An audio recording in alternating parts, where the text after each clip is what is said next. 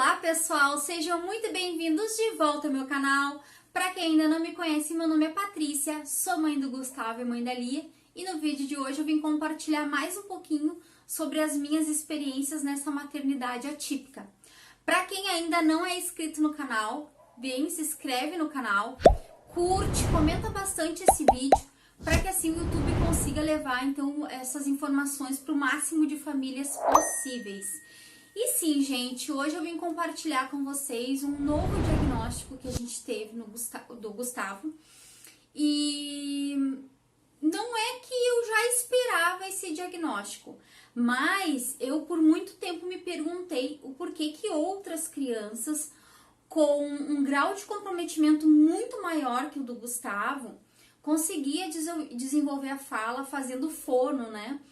Há tanto tempo que nem o Gustavo faz, e o Gustavo estava sempre parado na mesma, não desenvolvia fala, não conseguia. A gente via que muitas vezes ele fazia um movimento com a boca, mas não saía o som, que ele sentia a vontade de se comunicar, a vontade de falar, porém é como se ele escutasse, mandasse o comando para o cérebro e o cérebro não mandasse para a boca, certo? Então, depois de 4 anos e um pouquinho fazendo terapia, foi fechado o diagnóstico de apraxia da fala, tá? Sobre apraxia eu vou falar num outro vídeo o que é, como que funciona, o que a Paula, que é fono dele hoje, fez para chegar, né, a esse diagnóstico.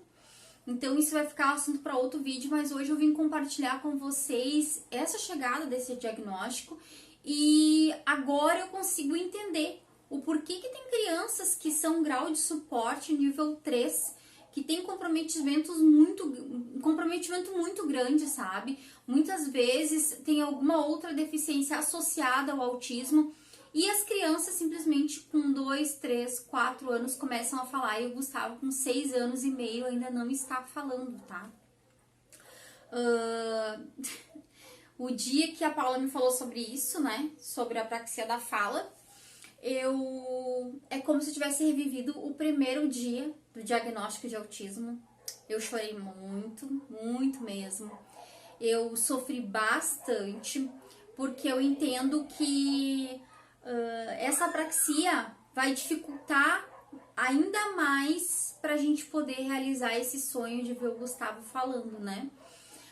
O Gustavo já começou a falar algumas coisinhas, tá, gente? Mas ele fala sempre assim, ó, é o início da palavra ou o final da palavra. Não são todas as palavras. Ele começou a pedir dá com a mão quando ele quer alguma coisa. Quando ele quer olhar TV, ele pede T. Ele não pede TV, ele pede T. E ele segue falando as mesmas palavrinhas que ele já falava nos outros vídeos anteriores que eu comentei com vocês, que é papai, mamãe, Zaza, que é a irmã dele, não, né? Que ele fala não, vovô, vovó. Mas fora isso, o repertório dele é isso aí, se resume nisso aí. Então hoje a gente entende qual é aonde estava o problema, né? O que é mais triste é assim, ó, que o Gustavo começou a fazer fono com a Paula em janeiro. E o Gustavo começou a fazer as terapias com 1 ano e 8 meses. Então, quer dizer, ele passou por outras fonos e as outras pessoas não conseguiram identificar que o Gustavo, além do autismo, do atraso, né, no desenvolvimento da fala por causa do autismo, o Gustavo também tinha apraxia da fala. Então é muito complicado mesmo. Mas agora a gente conseguiu chegar no diagnóstico e eu comecei a entender o porquê, né, que o Gustavo não fala. Por que outras crianças com autismo falam e o meu não fala? Então é porque o Gustavo tem apraxia da fala aí associado então ao autismo, tá, gente? Eu não quero me estender muito nesse vídeo. Ó, o Gustavo tá gritando e chorando.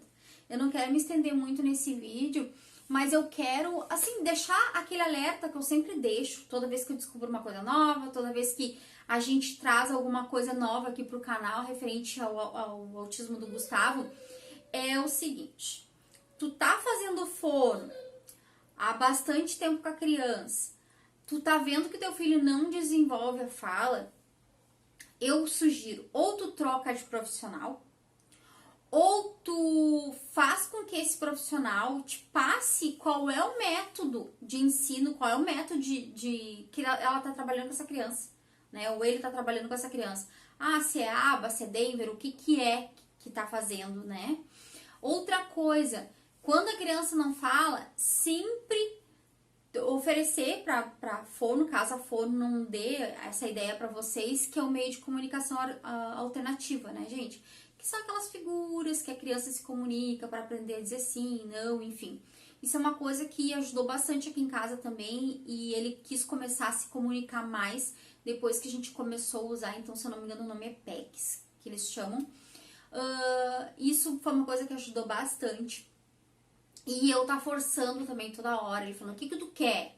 Pede o que tu quer. Se tu não falar, tu não vai ganhar. Então isso fez com que ele começasse a falar o início da palavra ou o final da palavra.